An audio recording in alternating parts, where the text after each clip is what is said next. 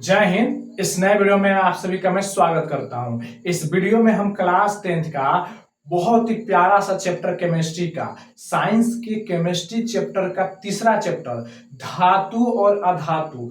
आपने जानते हैं धातु अधातु आपने पढ़ा है। उस चैप्टर का मैं आप लोगों के लिए लेकर आ गया हूं 2025 एग्जाम के लिए बहुत ही इंपॉर्टेंट ऑब्जेक्टिव क्वेश्चन। ये सारे अगर क्वेश्चन अच्छे से एक बार देख लेते हैं, समझ लेते हैं और याद कर लेते हैं, मैं पूरा गारंटी देता हूं, कम से कम मैं 80% की गारंटी देता हूं कि इसमें से 80% क्वेश्चन आपके टच कर जाएंगे।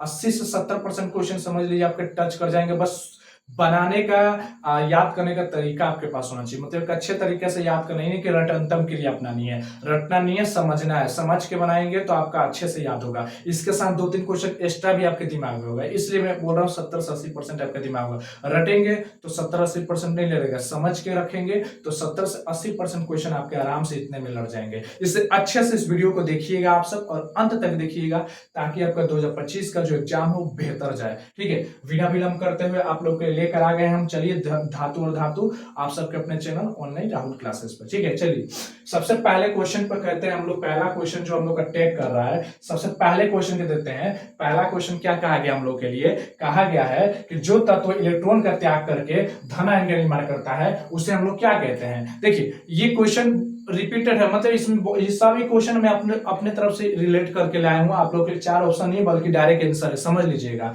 जो तत्व इलेक्ट्रॉन का त्याग करके धन, अगर आपको इसका ऑब्जेक्टिव चाहिए, इसका पीडीएफ चाहिए तो आप हमें कमेंट बॉक्स में कमेंट कर सकते हैं कि सर इसका पीडीएफ चाहिए, भाई मेरे पीडीएफ चाहिए, दोस्त मेरे पीडीएफ चाहिए। आप जो भी संबोधित करके मुझे पीडीएफ मांगते हैं मैं आपको पीडीएफ प्रोवाइड कर दूंगा। ठीक है, मैं पीडीएफ प्रोवाइड करने का भी सिस्टम ला रहा हूँ कि व्हाट्सएप के जरिए आप लोगों को ग्रुप ऐड किया जाए और उसमें सारा का सारा सब्जेक्ट का पीडीएफ अपलोड कर दिया जाए। तो ये जल्दी मुहैया चालू होगा, जिनको भी चाहिए वो कमेंट बॉक्स में कमेंट कर सकते हैं। ठीक है, जो तत्व इलेक्ट्रॉन का त्याग करके धनायन का निर्माण करते हैं उसे क्या कहते हैं? ये आप इसे प्राप्त कर सकते हैं बिल्कुल फ्री में, कुछ भी 1 रुपया भी देने की जरूरत नहीं है। ये पीडीएफ आपको फ्री में मिलेगा। सिर्फ और सिर्फ आपको क्या करना है, कमेंट बॉक्स में जाना है, आपको कमेंट में कर देना है कि मुझे ये पीडीएफ चाहिए। ठीक है, और वहां पर अपना एक कॉन्टेक्ट नंबर डाल दीजिएगा। ठीक है, कॉन्टेक्ट नंबर इसलिए डालिए क्योंकि मैं उसके लिए एक ग्रुप बनाने की सोच रहा हूं, जो व्हाट्सएप ग्रुप होगा उसमें ऐड करूंगा और उसके बाद मैं उसी ग्रुप में आपको एक पीडीएफ डाल दूंगा। जैसे जैसे स्टूडेंट बढ़ेंगे, जैसे दोस्त भाई बहन जो भी जुड़ेंगे उनको ये हेल्प मिलेगा। ठीक है, चलिए तो ये क्या हो जाएगा आंसर? धातु जो तत्व इलेक्ट्रॉन का त्याग करेगा, जो एलिमेंट्स क्या करते हैं, जो क्या होता है त्याग करके धनायन अपने ऊपर प्लस का, मान लीजिए सोडियम है, इसने अपने ऊपर प्लस का चार्ज लगा लिया तो ये समझिए धातु हो गया। क्यों? क्योंकि जब NaCl आप ऐसा देखते हो माइनस इस पर लगता है, इस पर प्लस, क्यों? क्योंकि ये इलेक्ट्रॉन को दे रहा है और इलेक्ट्रॉन को क्या करता है, ग्रहण करता है ना। ठीक है, आगे बोला कैसे, अब आपको पता भी है कैसे, क्योंकि देख लिए NaCl जो बन रहा है, NaCl आपको पता है कि 11 पे पाया जाता है, 17 पे पाया जाता है। तो आपको पता है कि 2 8 8 वाला कॉम्बिनेशन कंप्लीट करना होता है, अष्टक विन्यास पूरा करना होता है, जिसमें इसका एगो बच जा रहा है तो ये क्या करता है, एगो इसको देता है, इसका 18 हो जाता है तो 2 8 18 देख लीजिए इसका कंप्लीट हो गया। तो इससे सही क्या हो जाता है, दोनों को दोनों कंप्लीट हो जाते हैं। तो ये सब आपको नॉलेज होना चाहिए। आगे चलते हैं नेक्स्ट। कहा गया है जो तत्व इलेक्ट्रॉन ग्रहण करके ऋण आयन का निर्माण करता है उसे क्या कहते हैं? अब ऋण आयन वाला क्या होगा अपने ऊपर देखिए, Na जो Cl था प्लस का निर्माण किया तो ये क्या किया, माइनस का। जो लेगा, देखिए इसमें क्या होता है कि जो देगा वो प्लस का चार्ज ले लेगा, जो लेगा वो माइनस का चार्ज हो जाएगा। जैसे हम कर्जा किसी को दिए तो हमारे ऊपर प्लस का चार्ज, और जो कर्जा लिया उस पर माइनस का चार्ज। तो जो हम दे रहे हैं तो हम धातु कहलाएंगे और जो कर्जा ले रहा है वो अधातु कहलाएगा। ठीक है, तो ये हो गया मेटल और नॉन मेटल। ठीक है, तीसरा क्वेश्चन है कि आपके सामने ऑप्शन रहेंगे। ठीक है, इसमें 3-4 को ऑप्शन आएगा आपके सामने, ध्यान दीजिएगा निम्नलिखित में कौन अधातु है, तो इसमें आपको ऑप्शन रहेंगे। ठीक है, धातु का ऑप्शन है कार्बन रहेगा, क्लोरीन रहेगा, फेरस रहेगा या नॉन ऑफ दीज रहेगा। 4 ऑप्शन रहेंगे इसमें, तो आप इसमें क्या मान लीजिए फेरस, कुछ भी यहाँ पर रह सकते हैं 3 गो एक्स्ट्रा। ठीक है, लेकिन आप उसमें अगर आता है उसमें लोहा का जिक्र होता है फेरस मार दीजिएगा। ठीक है, आगे चलते हैं। आगे क्वेश्चन है चौथा नंबर पर, निम्नलिखित में से कौन अधातु है? अब ऐसे ही आपके सामने 4 क्वेश्चन अगर पूछ देता है इसी तरह से लेकर के, क्या फेरस, सोडियम, पोटेशियम, ठीक है, और इधर एक चौथा क्लोरीन, इसमें सब धातु कौन है? तो आपको पता है होगा क्लोरीन होगा। ठीक है, ओके चलिए आगे चलते हैं नेक्स्ट। और नेक्स्ट क्वेश्चन क्या कहा गया, 5 नंबर, ध्यान से देखिएगा। 5 नंबर जो क्वेश्चन कहा गया, थोड़ा सा इसको बढ़ा लेते हैं, मजा आएगा इस तरह से। बड़ा दिखेगा हम लोग का, ठीक है, थोड़ा सा, अब मजा आएगा। चलिए 5 नंबर क्वेश्चन कहा गया है कि किस अधातु में धातु के तरह चमक पाया जाता है। किस अधातु के अंदर, वो कौन सा अधातु है जिसमें धातु के जैसा चमक देखने को मिलता है? आयोडीन के अंदर। किसका? आयोडीन के अंदर। और इससे एक और क्वेश्चन पूछता है, याद रखिएगा, कि आयोडीन की कमी से कौन सा रोग होता है? तो बताइएगा, आयोडीन की कमी से होता है घेंघा रोग, ठीक है। चलिए नेक्स्ट क्वेश्चन आपके सामने 6 नंबर पूछ रहा है कि वो कौन सा अधातु है जो विद्युत का चालन करता है? वो कौन सा अधातु है जो विद्युत का चालन करता है? तो मैं आपको बता दूं, वो हो जाएगा ग्रेफाइट। क्या हो जाएगा? ग्रेफाइट, जो अधातु हो करके धातु का क्या चालन करता है? चालन। जो पेंसिल देखे ना, पेंसिल, पेंसिल जब छीलते हैं तो उसमें देखिए काला कलर का दिखता है, वही आपका ग्रेफाइट है, ठीक है।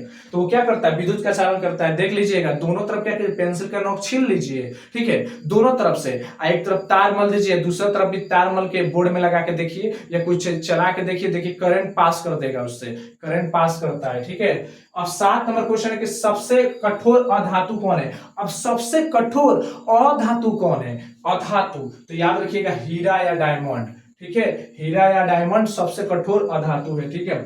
आगे चलते हैं कि अगला क्वेश्चन कहा गया है, अगला क्वेश्चन कहा गया 8 नंबर कहा गया कि सोडियम जल से अभिक्रिया करके क्या देता है? जो सोडियम है ना, वो जल से अभिक्रिया करके हमें क्या प्रदान करता है? तो याद रखिएगा, जो सोडियम है जल से अभिक्रिया प्राप्त करके H2 गैस हमें प्राप्त करता है, हाइड्रोजन गैस प्रदान करता है, ठीक है। आगे चलते हैं, मतलब देखिए, सोडियम की जब हम अभिक्रिया H2O से करते हैं तो ये क्या बनाता है? ये हमें हाइड्रोजन गैस अलग कर देता है, ठीक है, और सोडियम ऑक्साइड अलग हो जाता है, ठीक है। 9 नंबर क्वेश्चन कहा गया है, कौन जल से अभिक्रिया नहीं करता है? तो याद रखिएगा, कोई भी ऐसा एक तत्व है, ऐसा तत्व है जो किसी से अभिक्रिया नहीं करता ज्यादातर, वो है आपका सोना, जिसका संकेत क्या होता है? AU होता है। और AU किसी भी से अभिक्रिया नहीं करता, किसी से दोस्ती नहीं करता, याद रखिए, एकमात्र ऐसा ही यही है। देख लीजिए, इसी से सोना कभी भी कोई भी महिला के क्या कहते हैं, किसी भी महिला के कानों में, नाकों में, या गलों में, या हाथों में, कहीं भी सोने के अगर आभूषण दिख रहे हैं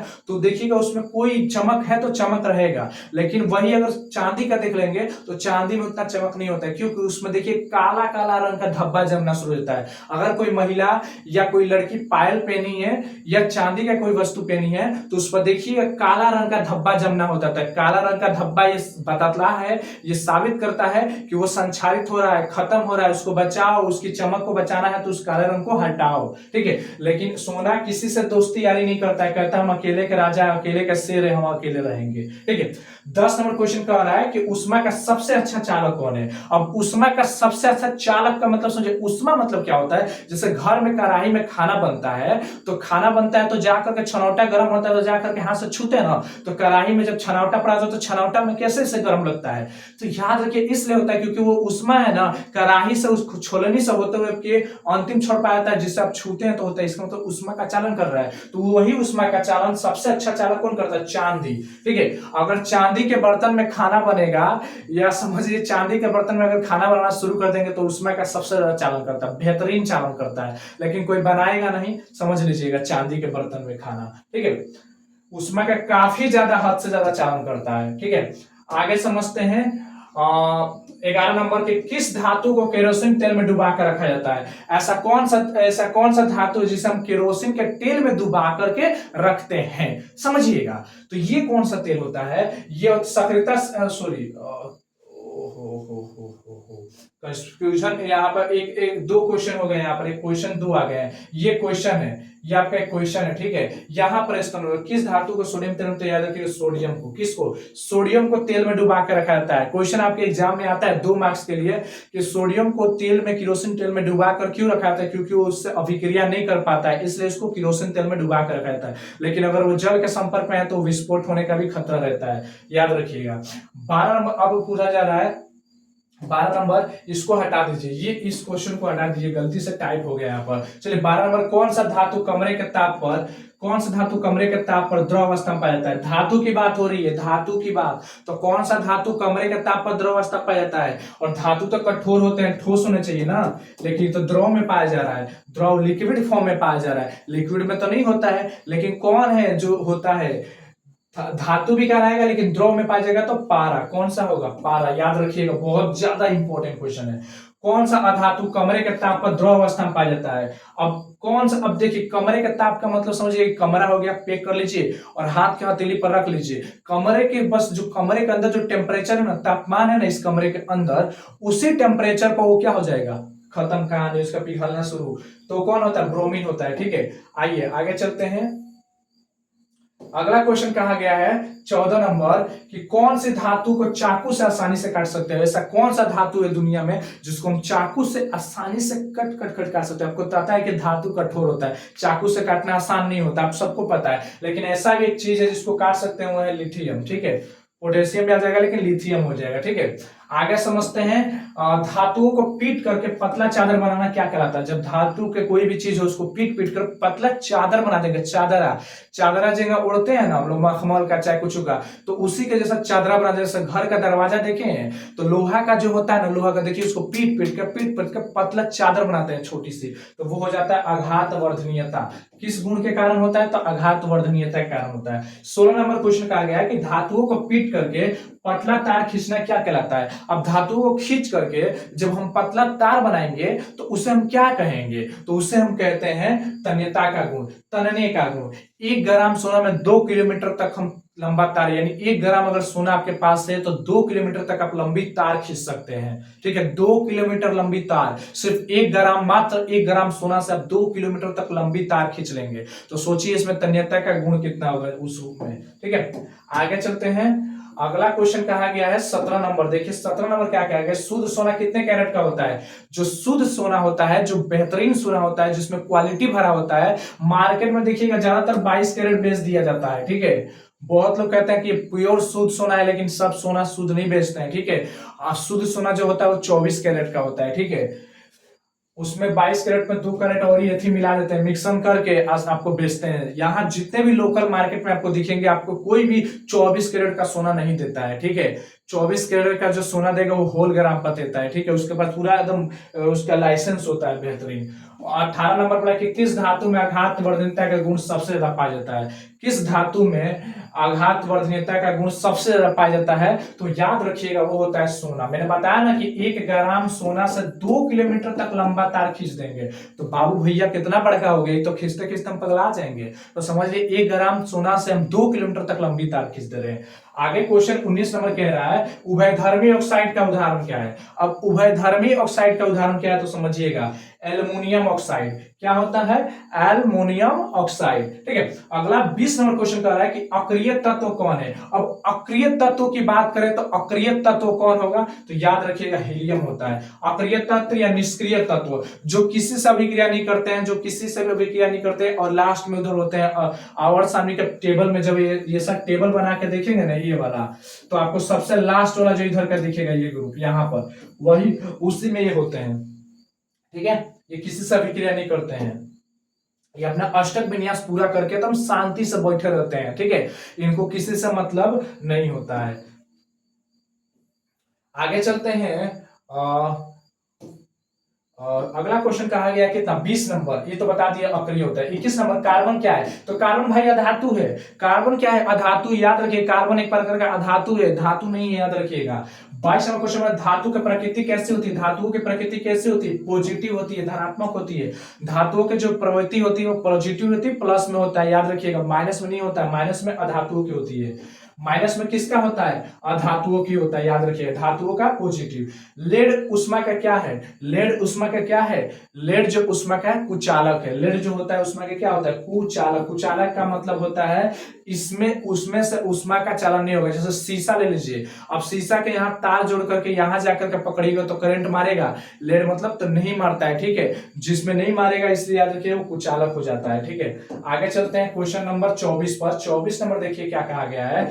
24 नंबर क्वेश्चन कहा गया है इलेक्ट्रॉन के स्थानांतरण से बने यौगिक को क्या कहते हैं? जब इलेक्ट्रॉनों का स्थानांतरण होता है और उससे जो यौगिक बनता है उसे हम क्या कहते हैं? उसे हम क्या कहते हैं? समझ के रखिएगा, उसे कहते हैं विद्युत संयोजी। उसे हम क्या कहते हैं? विद्युत संयोजी कहते हैं। ठीक है, 25 नंबर क्वेश्चन कहा गया है कि लोहे का परमाणु संख्या कितना है? लोहे की जो परमाणु संख्या है वो कितना है? तो याद रखिएगा लोहे की जो परमाणु संख्या है वो 26 है। कितना है? कितने नंबर पर आता है? 26 नंबर पर आता है। ठीक है, आगे चलते हैं। 26 नंबर क्वेश्चन क्या है? जो धातु कठोर सतह से टकराने पर आवाज उत्पन्न करती है, जो धातु कठोर सतह से टकराने पर आवाज उत्पन्न करती है, उसे क्या कहते हैं, उसे हम क्या कहते हैं, क्या पुकारते हैं? याद रखिएगा, उसे हम ध्वनिक कहते हैं। उसे क्या कहते हैं? ध्वनिक कहते हैं। मतलब देखिए, धातु होता है उसमें एक विशेष प्रकार का ध्वनि पाया जाता है, उसको मारिएगा, देखिए धातु नहीं है तो इसको ऐसे करेंगे आवाज नहीं देगा, देखिए ये आवाज दे देगा। इसमें धातु मेटल है तो ये आवाज देगा, लेकिन कोई धातु की चीज नहीं होगा तो उसमें आवाज नहीं आएगा। जैसे कि मान लीजिए मेरे पास ये किताब हो गया, कोई भी एक किताब हो गया, ठीक है, अब मैं इसमें आवाज दूंगा तो उतना आवाज कर नहीं जितना इसमें आवाज आएगा। तो धातु में और ये नॉर्मल चीज में अंतर होता है, ठीक है। आगे चलते हैं नेक्स्ट, और नेक्स्ट क्वेश्चन पर ध्यान दीजिएगा। नेक्स्ट कहा जा रहा है कि 27 नंबर की सोडियम की परमाणु संख्या कितनी है। अब सोडियम की बात करें तो इसकी परमाणु संख्या कितनी होती है, तो मैं आपको बता दूं, सोडियम की जो परमाणु संख्या होती है 11 होती है। कब होती है? 11 होती है। क्लियर? आगे चलिए, 28 नंबर क्वेश्चन कहा गया है कि कौन सा पदार्थ ऑक्सीजन से अभिक्रिया नहीं करता है। ऐसा कौन सा पदार्थ है जो ऑक्सीजन से अभिक्रिया नहीं करता है? तो याद रखिएगा सोना। मेरे एक दो बार रिपीट हो गया, सोना किसी से अभिक्रिया नहीं करेगा। ऑप्शन में सोना आ गया ना तो टिक मार दीजिएगा समय भी डॉप्स करते हुए। आगे चलते हैं 29 नंबर, एसबी क्या है? एसबी क्या है? उपधातु है। क्या है? एसबी एक उपधातु है, ठीक है। आगे चलते हैं 30 नंबर, पीतल क्या है? पीतल एक तरह का मिश्र धातु है। पीतल क्या है? हमारा मिश्र धातु है, ठीक है। अगर पीतल नहीं जानते हैं, अगर पीतल नहीं पता है कि पीतल क्या है, आपको नहीं पता है कि पीतल क्या है, तो मैं इस पर ऑलरेडी वीडियो बना चुका हूं, ठीक है। केमिस्ट्री का जाकर के आप वॉच कर सकते हैं, प्लेलिस्ट है, प्लेलिस्ट में जाइए केमिस्ट्री का, वहां पर आपको पीतल के बारे में, पीतल कांसा, बाकी जितने भी मिश्र धातु है सबके बारे में मैंने बताया है, तो वहां से जाकर के वॉच कर सकते हैं, इसलिए मैं यहाँ पर ज्यादा समय नहीं दे रहा हूँ, ठीक है। आगे समझते हैं। आगे कहा गया है कि 31 नंबर क्या कह रहा है, सक्रियता श्रेणी में हाइड्रोजन के ऊपर के धातु को क्या करते हैं, मतलब ऊपर के धातु क्या करते हैं? जो सक्रियता श्रेणी है ना, सक्रियता श्रेणी मतलब जो जल्दी जल्दी भाग ले, कौन एक्टिव रहता है, कौन एक्टिव नहीं रहता है। तो इसमें जो सबसे ऊपर के जो धातु होते हैं वो क्या करते हैं, हाइड्रोजन के जो ऊपर के धातु होते हैं क्या करते हैं, वो अम्ल से अभिक्रिया करके हाइड्रोजन गैस बनाते हैं। जो हाइड्रोजन के ऊपर के होते हैं ना, वो अम्ल से अभिक्रिया करके हाइड्रोजन का निर्माण करते हैं। 32 नंबर क्वेश्चन क्या आ गया कि सीसा यानी पीबी और टीन एसएन के मिश्र धातु को क्या कहते हैं? यानी सीसा और टीन के मिलने से क्या बनता है? तो सोल्डर बनता है। क्या बनता है? सोल्डर। सोल्डर के बारे में भी बताया है, जो सोल्डिंग वगैरह करने में आता है, इलेक्ट्रिसिटी वगैरह में। 33 नंबर है कि लोहा एवं इस्पात को जंग से सुरक्षित रखने के लिए लोहा एवं इस्पात को क्या कहा गया? देखिए छोटा कर देते हैं, देख लीजिएगा क्या कहा गया है। यहाँ पर कहा गया है, समझिएगा, कहा गया है लोहा एवं इस्पात को जंग से सुरक्षित रखने उन पर किस धातु की पतली चढ़ाई जाती है? याद रखिए जिंक की। किसकी चढ़ाई जाती है? जिंक की चढ़ाई जाती है। अब मैं इसे बड़ा कर देता हूं, ठीक है। अब ध्यान दीजिएगा, अब थोड़ा सा इसको थोड़ा सा छोटा, हाँ इतना काफी है। चलिए आगे समझते हैं। आगे बोला 34 नंबर। 34 नंबर क्वेश्चन क्या कहा गया? कहा गया है अभिक्रियाशीलता के क्रम को लिखे। अब इस अभिक्रियाशीलता के क्रम को लिखे, आपके सामने ऑप्शन बहुत सारे आएंगे, जिसमें अगर ये ऑप्शन ये भी है, क्योंकि ये कहां से उठा कर आएंगे, ये क्वेश्चन बैंक का क्वेश्चन है, ठीक है, क्वेश्चन बैंक से है ये।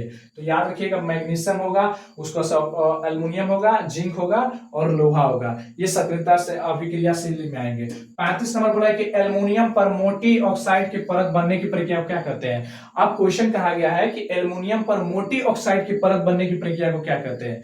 मतलब देखिए, एल्युमिनियम हो गया, उस पर मोटी ऑक्साइड की परत जो बनती है उसको क्या कहते हैं? एनोडीकरण कहते हैं। उसे हम लोग क्या कहते हैं?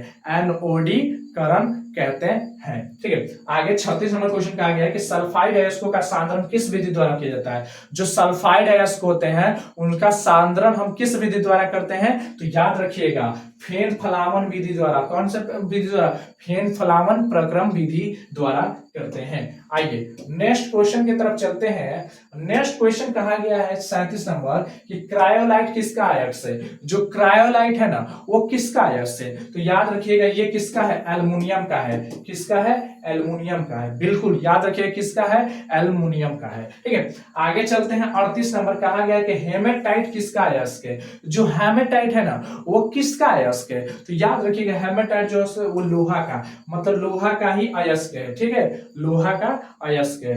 आगे चलते हैं नेक्स्ट क्वेश्चन पर ध्यान दीजिएगा। अगला कहा गया है कि हैबर विधि में नाइट्रोजन तथा ऑक्सीजन के संयोग से क्या प्राप्त होता है? हैबर विधि का जब प्रयोग करते हैं नाइट्रोजन तथा ऑक्सीजन के संयोग से हमें क्या प्राप्त हो जाता है? तो याद रखिएगा, हमें वो चीज प्राप्त होती है जिस चीज की कल्पना नहीं करते हैं, वो होता है अमोनिया, NH3। क्या होता है? अमोनिया। 40 नंबर बोला जा रहा है कि सिलिका क्या है, तो उपधातु है। क्या है हमारी? उपधातु है। 41 नंबर क्वेश्चन कहा गया है, ध्यान दीजिएगा, थोड़ा सा इधर कर देते हैं, ठीक है। 41 नंबर क्वेश्चन कहा गया है बॉक्साइट का सूत्र क्या है। तो देखिए बॉक्साइट किसका अयस्क, तो एल्युमिनियम का अयस्क। याद रखिएगा जो बॉक्साइट होता है ना वो एल्युमिनियम का अयस्क होता है, एल्युमिनियम का अयस्क है, ठीक है। अब देखिए इसका उत्तर क्या होगा, Al2O3 इंटू 2H2O होता है। बॉक्साइट का सूत्र क्या होता है, एल्युमिनियम होता है, यहाँ पे हाफ H2O ये होता है, मतलब वही हाफ नहीं 2H2O होगा, ठीक है। 42 नंबर का है कि जंग का सूत्र क्या होगा।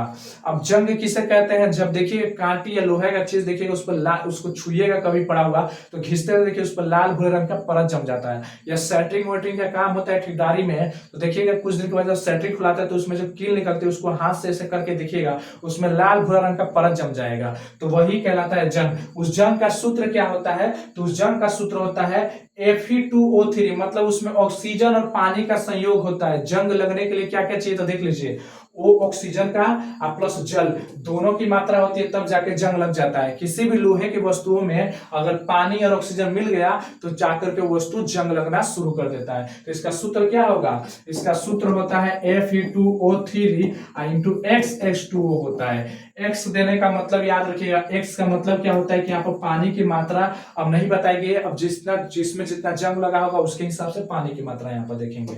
आगे समझते हैं, नेक्स्ट क्वेश्चन कहा गया है, नेक्स्ट क्वेश्चन समझिएगा, थोड़ा सा छोटा कर लेता हूं, ठीक है। नेक्स्ट क्वेश्चन कहा गया है 43 नंबर कि सिनेबार किसका अयस्क है, तो ये भी याद रखिए सिनेबार जो है Hg मरकरी का, किसका, Hg मरकरी का, ठीक है, पारा का, ठीक है, सिनेबार जो अयस्क है, ठीक है। आगे चलते हैं 44 नंबर, तांबा और टीन के मिश्र से क्या बनता है, तो याद रखिए कांसा के निर्माण होता है। जब भी हम तांबा और टीन को मिलाएंगे ना, आपने 6th क्लास में पढ़ा होगा हड़प्पा सभ्यता, उसमें आपने सिंधु घाटी की सभ्यता या कांस युग सभ्यता, कांसा का समय चलता था, उसमें लोग तांबा और टीन को मिला करके बनाते थे जिसे हम लोग कांसा कहते हैं, ठीक है। आगे 45 नंबर कहा गया कि घरों के बिजली तार पर किसकी परत चढ़ी होती है। घर में जो हम लोग बिजली का तार यूज करते हैं ना, उस पर किसकी परत हमें चढ़ी हुई नजर आती है, तो याद है कि पीवीसी की चढ़ी होती है, ठीक है। किसकी चढ़ी होती है, पीवीसी की परत चढ़ाई होती है, ठीक है। आगे क्वेश्चन आपसे पूछा गया है, अगला क्वेश्चन पूछा गया 46 नंबर कि अमलगम क्या है, तो याद रखिएगा पारे का एक यौगिक है। अमलगम क्या है, ये एक पारे का यौगिक है। 47 नंबर क्वेश्चन पूछा गया कि जस्ता का अयस्क क्या है। जस्ता का अयस्क क्या है, तो मैं आपको बता दूं जस्ता का जो अयस्क होता है Zn, इसका जिंक को ही जस्ता उसका अयस्क है, किसका, जिंक का। जिंक ब्लेड मतलब जस्ता का अयस्क क्या होता है, जिंक ब्लेड होता है। क्या होता है, जिंक ब्लेड। जिंक बोलिए जस्ता बोलिए वही zinc blende, Zn zinc sulphate, S का मतलब सल्फेट, ठीक है, जिंक सल्फेट, ठीक है, सल्फर, सल्फर है, ठीक है। आगे चलिए, नेक्स्ट क्वेश्चन कहा गया, यहाँ पर थोड़ा सा ध्यान दीजिएगा, गौर फरमाइएगा। कहा गया है 48 नंबर, हवाई जहाज के ढांचे किस मिश्र धातु से बनाए जाते हैं। जो हवाई जहाज बनता है ना, हवाई जहाज जिससे निर्माण होता है उसमें किस धातु का उपयोग करते हैं, तो याद रखिएगा वो होता है ड्यूरेलुमिन, ड्यूरेलुमिन। और मैं आपको बता दूं ये बहुत ही महंगा चीज है, ये सब जितनी भी चीजें है ना, जितनी भी है ना मिश्र धातु, ये महंगी महंगी मिश्र धातु है, मैं आपको बता देता हूं, ये सस्ती वाली नहीं है, ठीक है। पीतल जितना सस्ता नहीं है। 49 नंबर, सोडियम की संयोजकता कितनी होती है, याद रखिए 1 होती है। वैलेंसी, वैलेंसी का मतलब हुआ कि जब आप अगर मान लीजिए अष्टक विन्यास को पूरा करना है आपको, तो कौन सा फ्री इलेक्ट्रॉन पाया जाता है, फ्री इलेक्ट्रॉन, लास्ट में कौन बचता है, एगो बचता है, ठीक है। इसमें आगे बोला जा रहा है 50 नंबर कि जिनके भारतम कक्षा में, जिनके बाह्यतम, भारतम लिखा गया यहाँ पर बाह्यतम होगा, ठीक है, जिनके यहाँ पर होगा जिनके बाह्यतम कक्षा में बाह्यतम कक्षा में, बार बार रिपीट हो गया, थोड़ा सा रिपीट हो गया, समझिए। यहाँ पे कहा गया कि जिनके बाह्यतम कक्षा में 1, 2 या 3 इलेक्ट्रॉन हो तो उसे हम क्या कहते हैं, उसे हम धातु कहते हैं। जिनके भी बाह्यतम कक्षा में 1 इलेक्ट्रॉन, 2 इलेक्ट्रॉन और 3 इलेक्ट्रॉन नजर आते हैं उन्हें हम धातु कहते हैं, क्योंकि ये क्या करते हैं, ये सीधे किसी को ट्रांसफर कर देते हैं, ठीक है। आगे बोला जा रहा है, समझिएगा, ये अपने पास उतना रखते नहीं है, दानी इंसान है, धातु वाले दानी इंसान है, अपने इलेक्ट्रॉन त्याग कर देते हैं और किसको दे देते हैं, अधातु को दे देते हैं, ठीक है। आगे चलते हैं, नेक्स्ट क्वेश्चन का आ गया है 51 नंबर कि विद्युत अपघटनी परिष्करण में अशुद्ध धातु कहां से प्राप्त होती है। अब विद्युत अपघटनी परिष्करण में अशुद्ध धातु कहां से हमें प्राप्त होती है, तो मैं आपको बता दूं ये जो प्राप्त होती है वो एनोड पर प्राप्त होती है। किस पर प्राप्त होती है, एनोड पर प्राप्त होती है, बिल्कुल जी हाँ, एनोड पर प्राप्त होती है। ठीक है, आइए आगे के प्रश्न पर चलते हैं, प्रश्न संख्या 52। थोड़ा सा इसको अब छोटा करना पड़ेगा, ध्यान कर रखिएगा, इसको थोड़ा सा छोटा करना पड़ेगा तभी जाकर दिखेगा आप लोगों को साफ साफ, दिख रहा है ना। चलिए सुनिएगा, लोहे के परिष्करण में चूना पत्थर कैल्शियम सिलिकेट का एक यौगिक बनाता है, यह यौगिक क्या कहलाता है, तो धातु मल कहलाता है। क्या कहलाता है, धातु मल कहलाता है। आगे क्वेश्चन देखिए, सारे क्वेश्चन में अपने मेहनत से इसको बहुत मेहनत लगाया बनाने में, बहुत मुझे किताब पढ़ के बहुत अच्छे से क्वेश्चन टैग करने पड़े, और इससे तो बाहर आने ही वाला नहीं है, लिख लीजिए 100%। इससे बाहर क्वेश्चन नहीं होने वाला है, इससे बाहरी क्वेश्चन नहीं आएगा, इसने सही आएगा, बस आपको अच्छे से इसको बढ़िया से देख लेना है। देख लिए ना, मैं पूरा गारंटी देता हूं कि आपका इस चैप्टर से इतना अगर देख लेते हैं तो समझिए बिंदास रहिए, आपका एग्जाम अच्छा से चल जाएगा इस चैप्टर से। आगे बोला जा रहा है 53 नंबर, ध्यान दीजिएगा, 53 नंबर का आ गया कि लोहा को जिंक से लेपित करने की क्रिया क्या कहते हैं। जब हम लोहा की कोई वस्तु पर उसमें जिंक की परत चढ़ा देंगे, किसकी परत चढ़ाएंगे, जस्ता की परत चढ़ाएंगे, जिंक की परत चढ़ाएंगे, तो उसे हम गैल्वेनीकरण कहेंगे। ये बहुत ही वीवीआई टॉपिक है, ये सब वीवीआई टॉपिक है, याद रखिएगा। 54 नंबर कहा जा रहा है कि विद्युत अपघटनी में इलेक्ट्रॉन कहां मुक्त होता है, विद्युत अपघटनी में इलेक्ट्रॉन कहां मुक्त होता है, कहां पर आपको इलेक्ट्रॉन मुक्त होता है, एनोड पर। कहां मिलेगा जी, एनोड पर मिलेगा। आगे 55 नंबर कहा गया है कि तांबा और जस्ता के मिश्र धातु को क्या कहते हैं, तांबा और जस्ता के मिश्र धातु को क्या कहते हैं, तो याद रखिएगा पीतल कहा जाता है। पीतल का निर्माण किससे होता है, तांबा कॉपर।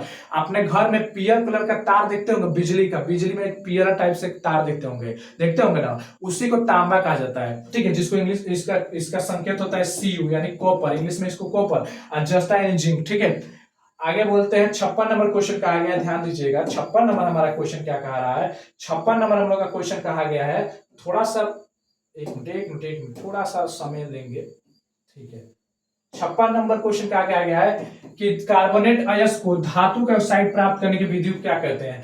कार्बोनेट जो अयस्क होता है उसमें धातु का ऑक्साइड प्राप्त करने की विधि को क्या कहते हैं, तो कहते हैं हम लोग निस्तापन। क्या कहते हैं उसे, निस्तापन, जिसमें हमें धातु का ऑक्साइड प्राप्त होता है। क्या प्राप्त होता है, धातु का ऑक्साइड प्राप्त होता है। और वही जब सल्फाइड अयस्क से धातु का ऑक्साइड प्राप्त होता है, जब सल्फाइड कार्बोनेट से प्राप्त होगा तो निस्तापन, और सल्फाइड अयस्क से धातु का ऑक्साइड प्राप्त होगा तो वो होता है भर्जन या जारण। क्या होता है, भर्जन या जारण। ठीक है, आगे चलते हैं नेक्स्ट क्वेश्चन की तरफ, ध्यान दीजिएगा, इस सारे इंपॉर्टेंट क्वेश्चन है आप लोगों के लिए। ठीक है, आगे क्वेश्चन कहा गया कितना नंबर, क्वेश्चन नंबर 58 कि यदि किसी मिश्र धातु में एक धातु पारद है तो उसे क्या कहते हैं, उसे कहते हैं हम लोग अमलगम। उसे हम लोग क्या नाम पुकारते हैं, अमलगम के नाम से पुकारते हैं। आइए 58 नंबर क्वेश्चन का आगे कि कॉपर का अयस्क कौन है। कॉपर का असली अयस्क कौन होता है, तो याद रखिएगा क्यूपराइट। क्या होता है, क्यूपराइट होता है। ठीक है, क्यूपराइट। ठीक है, आगे 59 नंबर क्वेश्चन का आगे कि आभूषण बनाने वाला सोना कितने कैरेट का होता है,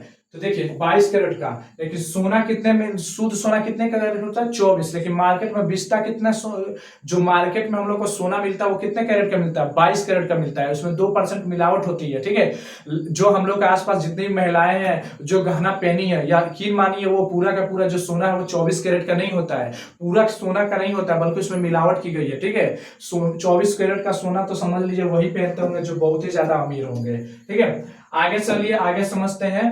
60 नंबर क्वेश्चन कहा गया है कि अयस्क में उपस्थित अशुद्धियों को क्या कहते हैं। तो जब अयस्क के अंदर जो अशुद्धि मिलती है, जैसे मान लीजिए खदान में गए, खुदाई किए, जो भी अयस्क हमें मिला, और उन अयस्कों में जो हमको क्या मिलता है, जो अशुद्धि मिलती है उसको हम क्या कहते हैं, गेंग कहते हैं। गेंग कहते हैं, क्या कहते हैं उसे हम, गेंग कहते हैं। बहुत important, very very important question. चांदी के ऊपर काले रंग का परत का आना किस यौगिक के कारण होता है, याद रखिएगा। चांदी के ऊपर मैंने बोला ना कि पायल वगैरह घर में देखिएगा, महिला वगैरह कोई भी लड़की वगैरह पायल पहनी होगी, या चांदी का कोई बिछिया या जो भी पहनी होगी, देखिए उसमें काला रंग का परत जम गया होगा। इसका मतलब सतर्क हो जाइए, उन महिलाओं से कह दीजिए कि आपका जो पायल है या जो भी है वो खराब हो रहा है, उसको साफ कीजिए। और साफ करने का उपाय तो आप सब जानते हैं, उसको एसिड का प्रयोग कीजिए, बिल्कुल साफ हो जाएगा। अगर आपके पास नींबू है, नींबू एक एसिड है, नींबू से साफ कीजिए, क्लीन हो जाएगा। यानी आप एसिड का इस्तेमाल करके आप अपने पायल को या किसी भी चीज को साफ कर सकते हैं। याद रखिए, काली रंग की परत को हटा सकते हैं। तो यहाँ पर क्या होगा, Ag2S हो जाएगा, यानी एल्युमिनियम सल्फर हो जाएगा। ठीक है, ये वाला ये हो जाएगा काले रंग का परत हटाने के कारण यौगिक बन जाता है। ठीक है, आगे चलते हैं। अगला क्वेश्चन क्या कहा गया है, बड़ा मजेदार क्वेश्चन है 62 नंबर। किस विधि द्वारा अशुद्ध तांबे को शुद्ध तांबे में बदला जाता है? या तो विद्युत अपघटन द्वारा, विद्युत अपघटन द्वारा शुद्ध को किस में, अशुद्ध तांबा को शुद्ध तांबा में बदल दिया जाता है। जो बेकार तांबा होता है उसको सही तांबा विद्युत अपघटन द्वारा किया जाता है। 63 नंबर क्वेश्चन है कि ऑक्साइड अयस्क से धातु प्राप्त करने के लिए कौन सा रासायनिक प्रक्रम का प्रयोग में लाते हैं? तो याद रखिएगा ये कौन सा होगा, तो रासायनिक पृथक्करण विधि होगा। कौन सा विधि करेंगे हम, रासायनिक पृथक्करण विधि होगा। 64 नंबर क्वेश्चन कहा गया है कि निम्नलिखित में से कौन आयनिक यौगिक है? 64 नंबर क्वेश्चन हम लोग कह रहा है कि निम्नलिखित में से कौन आयनिक यौगिक है, कौन आयनिक यौगिक होगा? याद रखिए कौन होगा आयनिक यौगिक, तो CaCl2, CaCl2 कैल्शियम क्लोराइड। बिल्कुल क्लियर। चलिए 65 नंबर कह रहा है कि सल्फर का उपयोग किस विस्फोटक पदार्थ को बनाने के निर्माण में किया जाता है? याद रखिए गन पाउडर बनाने में, किसमें किया जाता है, गन पाउडर बनाने में। गन पाउडर, गन समझते हैं ना, बंदूक चलाना, उस पाउडर को बनाने में। 66 नंबर, लोहे में जंग कब लगता है? लोहा में जंग कब लगेगा, जब पानी ऑक्सीजन की मात्रा मिलेगी तब। यानी हवा और पानी की उपस्थिति के कारण क्या लगता है, किसी भी तत्वों में जंग लगता है, नहीं लोहे की वस्तुओं में। अगला क्वेश्चन 67 नंबर है, किस धातु का गलनांक सबसे कम होता है? गलनांक का मतलब उसको गलाने पर समझ लीजिए, गलनांक सोडियम का गलनांक क्या होता है, सबसे कम होता है। आगे समझते हैं 68 नंबर, टाइटेनियम, क्रोमियम और मैग्नीज तथा जीकोरोनियम धातु को क्या कहा जाता है? याद रखिएगा उन धातु को हम लोग क्या नाम पुकारते हैं, तो उन धातु को नाम पुकारते हैं हम लोग सामरिक धातु। ये बहुत ही इंपॉर्टेंट धातु है भाई, याद रखिएगा बाबू भैया, ये इतना इंपॉर्टेंट क्वेश्चन, इतना इंपॉर्टेंट है, हम जैसे साधारण इंसान से सब नहीं किना पाएगा, क्योंकि बहुत ही ज्यादा महंगा चीज है। अगर ये किसी के पास ये सब रहता है तो समझिए इंसान बहुत ही क्या कहते हैं, धनवान व्यक्ति है, बहुत ही ज्यादा। अगला है 69, किस धातु को पानी में डुबा कर रखा जाता है? किस धातु को हम पानी में डुबा कर रखेंगे? ऐसा कौन सा धातु है जिसे हम पानी में डुबा कर रखते हैं? तो सफेद फास्फोरस। किसका? श्वेत फास्फोरस को हम पानी में डुबा कर रखते हैं। ठीक है, अब 70 नंबर क्वेश्चन कह रहा है कि बिजली के तार में किस धातु का उपयोग होता है? तो याद रखिएगा एल्युमिनियम का। एल्युमिनियम का उपयोग करते हैं बिजली के तारों में। किसका उपयोग करते हैं? एल्युमिनियम का उपयोग करते हैं। ठीक है, जो बिजली का तार आप देखे ना, आपके गांव देहात में बिजली का तार गया है, उस पर एल्युमिनियम की परत चढ़ती है, एल्युमिनियम। ठीक है, ऑक्साइड अयस्कों की समृद्धि किस विधि से होती है? द्रव चालित धुलाई। किस विधि से? तो द्रव चालित धुलाई विधि से होती है। ठीक है, किस विधि से? द्रव चालित धुलाई विधि से होती है। तो मैं आशा करता हूं कि आपको टोटल 1 से लेकर के 71 ऑब्जेक्टिव क्वेश्चन बढ़िया से समझ आ गया होगा, अच्छे से क्लियर हो गया होगा। इनको अच्छे से एक बार फिर से देख लीजिएगा। ठीक है, ये आपके एग्जाम के लिए काफी इंपॉर्टेंट है, इसमें से काफी ज्यादा क्वेश्चन है जो रिपीटेड क्वेश्चन है, इसलिए बेहतर ढंग से समझ लीजिएगा। और मिलते हैं फिर से एक नए वीडियो के साथ, तब तक के लिए जय हिंद, जय भारत।